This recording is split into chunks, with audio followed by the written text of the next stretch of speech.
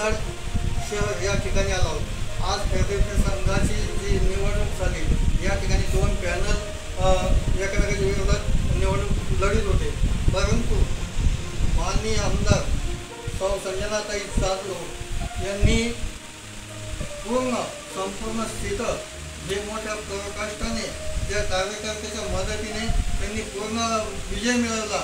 म्हणजे कन्नड तालुक्यामध्ये खरेदी संघ ही निवडणूक काय आहे हे लोकांना माहितीसुद्धा नव्हतं आतापर्यंत, आणि ही निवडणूक आमदारकीपेक्षा सुद्धा महत्त्वाची झालेली आहे. तर त्याबद्दल आपण ताईचे थोडक्यात आपण मनोगत करून घेऊ. नमस्कार. आज हा जे तुमचा विजय झाला त्याबद्दल तुम्ही काय सांगू शकता? आज या खरेदी विक्री संघामध्ये आमचे 15चे 15 उमेदवार या ठिकाणी निवडून आले, त्याबद्दल त्यांचं सगळ्यांचं अभिनंदन करते.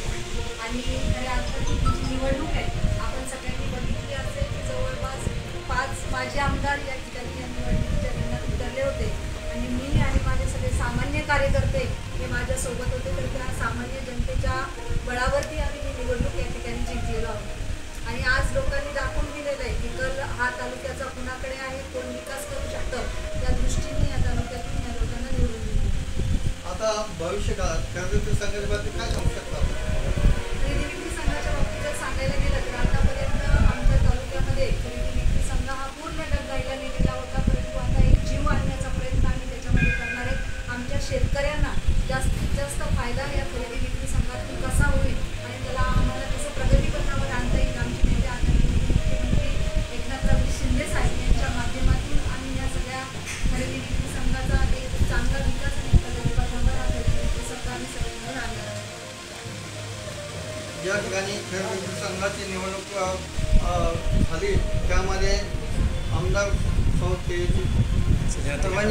संजनाताई जाधव यांचा हा विजय झाला, आणि त्यांनी आता सुद्धा सांगितलं जे खरेदी संघ तो डबघाईच आला होता, आणि इथून पुढे तो खरेदी संघाला चालना देऊन त्यांचं कार्य कर्तव्य सुद्धा चाललं. UC न्यूजसाठी LV पवार. नमस्कार.